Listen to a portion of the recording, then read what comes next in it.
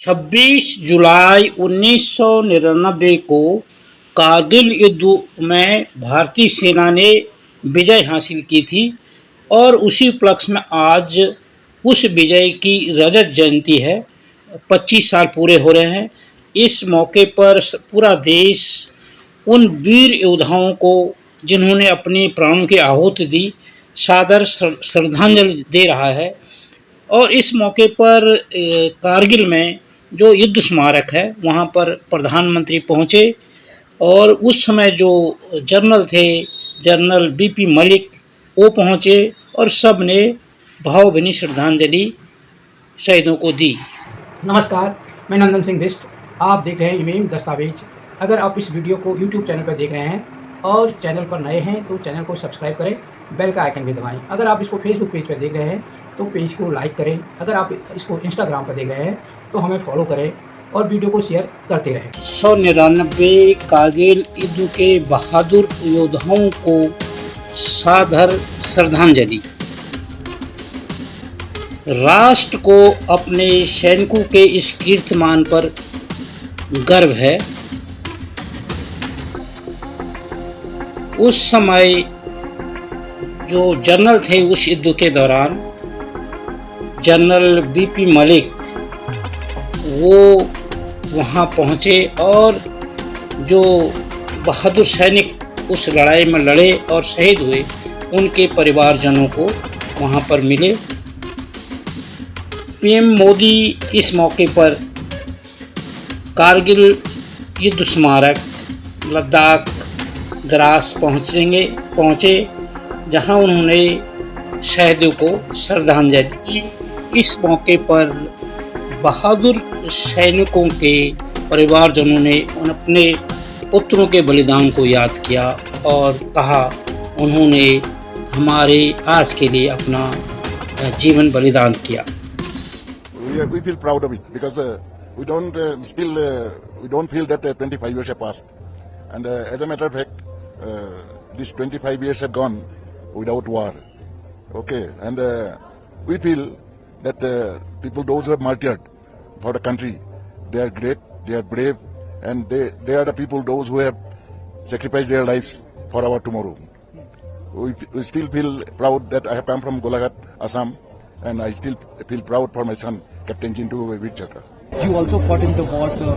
How challenging the war was? Yeah, war is Lower side and the enemy was on the top side. So how challenging the fight was, sir? war is always a challenging one because I have seen 1962 Chinese aggression, 65 Pakistan war, 71 again Bangladesh liberation. These all wars I have seen. I was in Air Force. So these challenges have been taken by the young boys and girls now. And we are proud for those young boys, those who are still planning to come to the armed forces. लड़का तो एक ही था, लड़का को खो दिया। फिर अभी दुखी नहीं हुआ क्योंकि देश के लिए तो प्राण आहुति दिया, कुर्बानी दिया, इसलिए दुखी नहीं हूँ। दुखी होता हूँ तो वो तो देश को रक्षा के लिए तो प्राण आहुति दिया। क्या कुछ चीजें एक माँ के ऊपर बीतती है जब उसका बेटा देश के लिए अपनी जान को न्यौछावर करता है, और जब आप इन घाटियों को देखती हैं, माउंटेन्स को देखती हैं, इन चोटियों को देखती हैं, तो क्या आप अपने बेटे का रक्त इन घाटियों में दिखाई देता है? बेटा तो देश के लिए प्राण आहुति दिया, बहुत अच्छा काम किया क्योंकि देश को रक्षा किया, इसीलिए वो मेरे को दुख लगा तो बहुत खुशी हूँ क्योंकि देश को सबको अभी रक्षा किया ना, उसी वजह। अब अभी जब याद करती हैं आप अपने बेटे को तो क्या भावुक होती हैं या फिर खुश होती हैं कि बेटा देश के लिए अपना जान न्यौछावर कर गया? और अभी अब हम 25वीं वर्षगांठ मना रहे हैं, तो इस 25वीं वर्षगांठ पर यहाँ पर मौजूद हैं आप। 500 से ज्यादा जवानों ने अपनी जान को न्यौछावर किया था कारगिल युद्ध में। उनमें से कई माओं ने अपने बेटे को खो दिया, कई जो बीवियां थी उन्होंने अपने हस्बैंड्स को खो दिया। तो वॉर जो है वो एक तरफ तो जीत लाता है, दूसरी तरफ हार लाता है, लेकिन माओं के ऊपर दुख बीतती है, उन पत्नियों के ऊपर दुख बीतती है, उस पर क्या? दुखी तो बहुत होता हूँ बेटा क्योंकि एक ही बेटा था, फिर वो तो देश के लिए प्राण आहुति दे दिया, उसके लिए बहुत खुशी हूँ क्योंकि देश को रक्षा किया। माँ पापा हम लोग को छोड़कर पूरा देश के लिए तो सोच रहा था, इसी वजह से हम लोग खुशी हैं। प्रधानमंत्री नरेंद्र मोदी ने कारगिल युद्ध स्मारक पहुंचकर बहादुर सैनिकों शहीद सैनिकों को सादर श्रद्धांजलि दी। उन्होंने श्रद्धांजलि अर्पित की।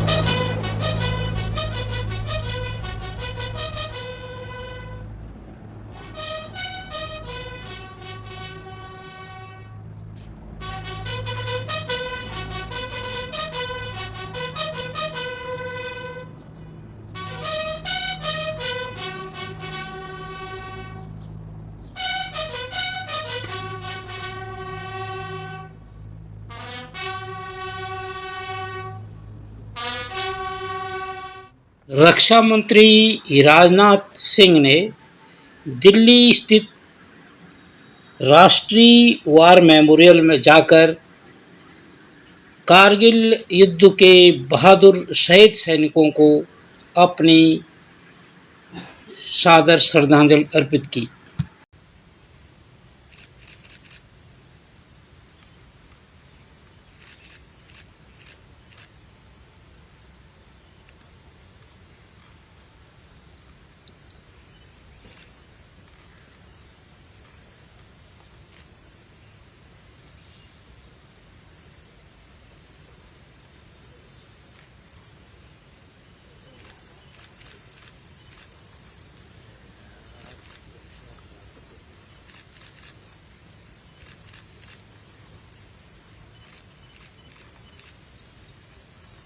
प्रधानमंत्री नरेंद्र मोदी ने कारगिल युद्ध के बहादुर शहीद सैनिकों के परिजनों से वहां पर मुलाकात की।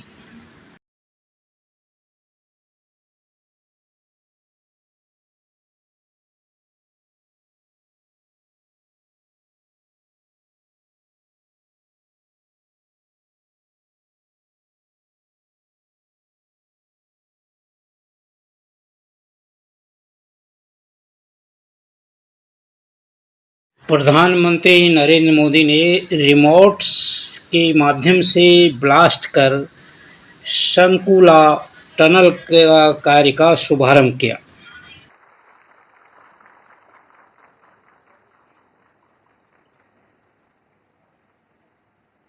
अब कुछ ही क्षणों में आप श्रृंखला सुरंग का पहला विस्फोट देखेंगे, जिससे सुरंग के निर्माण कार्य की शुरुआत होगी।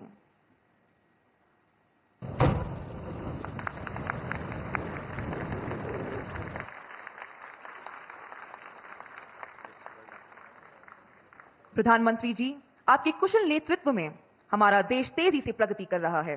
आपकी दूरदर्शिता और सशक्त नीतियों ने हमें आत्मनिर्भर भारत की ओर अग्रसर किया है। मैं आपसे निवेदन करती हूं कि वे इस शुभ अवसर पर अपने बहुमूल्य वचनों से हम सभी का हौसला बढ़ाते हुए हमारा मार्गदर्शन या फिर जम्मू कश्मीर विकास के सामने आ रही हर चुनौती को भारत परास्त करके ही रहेगा।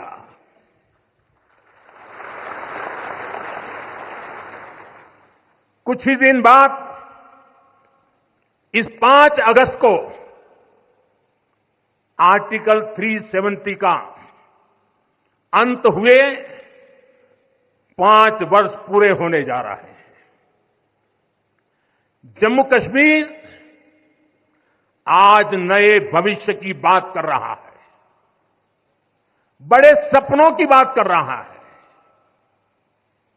जम्मू कश्मीर की पहचान G20 जैसी ग्लोबल समिट की अहम बैठक करने के लिए हो रही है। इंफ्रास्ट्रक्चर डेवलपमेंट के साथ साथ जम्मू कश्मीर लेह लद्दाख में टूरिज्म सेक्टर भी तेजी से ग्रो कर रहा है। दशकों बाद कश्मीर में सिनेमा घर खुला है। 3.5 दशक के बाद पहली बार श्रीनगर में ताजिया निकला है। धरती का हमारा स्वर्ग तेजी से शांति और सौहार्द की दिशा में आगे बढ़ रहा है। साथियों, आज लद्दाख में भी विकास की नई धारा बनी है। संसद से लेकर अनेक कमेटी तक में सेनाओं को युवा बनाने पर चर्चाएं होती रही है। भारत के सैनिकों की औसत आयु, एवरेज एज, ग्लोबल एवरेज से ज्यादा होना, ये हम सबकी चिंता बढ़ाता रहा है। इसलिए ये विषय बरसों तक अनेक कमिटियों में भी उठा, लेकिन देश की सुरक्षा से जुड़ी इस चुनौती के समाधान की पहले इच्छा शक्ति नहीं दिखाई गई। अग्निपथ योजना के जरिए देश ने इस महत्वपूर्ण सपने को एड्रेस किया है। अग्निपथ का लक्ष्य सेनाओं को युवा बनाना है।